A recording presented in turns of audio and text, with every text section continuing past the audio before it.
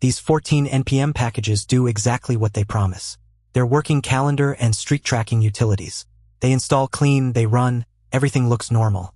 And that's exactly the cover, because buried in the same package is a Linux backdoor that launches the moment the code loads. No install script, no permission prompt. A single import, even a deep, transitive one you never chose, is enough to start it. But the backdoor isn't the interesting part. What it connects to is, here's the disguise. The malicious file is dropped as what looks like a native math accelerator, with harmless names like mathcore.bin or calccache.bin. But inside everyone is the same thing, the red shell beacon, the client half of a commercial malware framework called RedC2. The loader is the package's own entry file, which quietly re-exports the real calendar functions so nothing looks broken, then launches the implant in the background. You get your date helpers. The attacker gets a foothold. This is what makes RedC2 different. It ships with an AI assistant called RedAgent. It's an LLM-backed layer built into the malware whose entire job is to turn natural language intent into real framework commands. The operator doesn't need to know the tool's syntax. They type something like run recon and dump credentials, and RedAgent translates that into the actual sequence of beacon commands that does it. The vendor literally markets it as an AI-powered command execution system for penetration testing. It's a chatbot bolted onto a backdoor. But why does an AI layer on malware matter? Because it removes the expertise. Post-exploitation, moving through a network, escalating, stealing credentials without tripping alarms used to require real skill. RedAgent abstracts that away.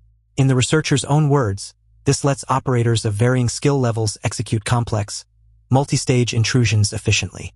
That's the actual threat here. Not a smarter attack, but a dramatically wider pool of people who can now run one. The danger isn't superhuman capability. It's accessibility. And the backdoor it's driving is not a toy.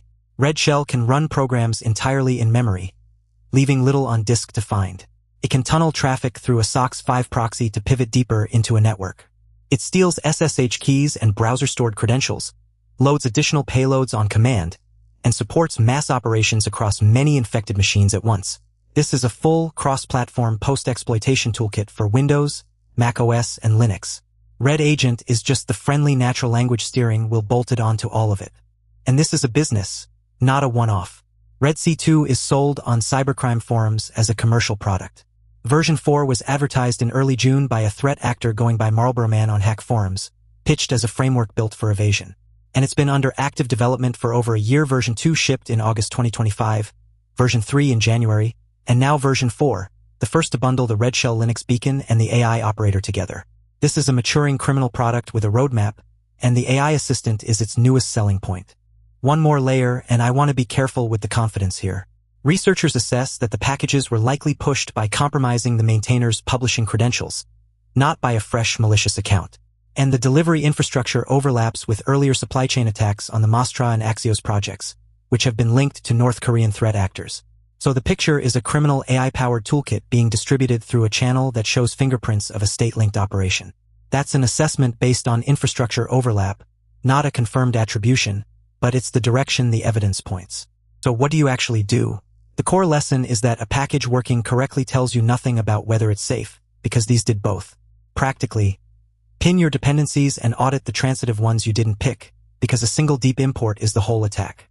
Watch for processes that spawn the instant a module loads, and for outbound beaconing or unexpected SOC 5 tunnels leaving your build machines. And assume that if a dev box ran one of these, its SSH keys and browser credentials are already gone, so rotate them. Functional does not mean safe. Here's the honest bottom line. The scary headline would be AI writes malware. But that's not the story. The story is subtler and, frankly, more practical for attackers. AI is now shipping inside the malware as the operator. The hard part of an intrusion, knowing what commands to run and when, is being handled by a language model tuned for the job, sold as a feature to whoever can find the forum thread. It doesn't make the attack smarter. It makes the attacker optional. That's the trend worth tracking. Not autonomous AI hackers, but the steady collapse of the skill you used to need to do real damage. If you want the full written breakdown with sources, it's on the prompt injection blog, linked below. This channel does one clear breakdown of a real AI agent attack every single day, so subscribe and hit the bell. It's free, and it's the one signal that tells me to keep making these. If this was useful, subscribe. New AI agent and security breakdowns every day.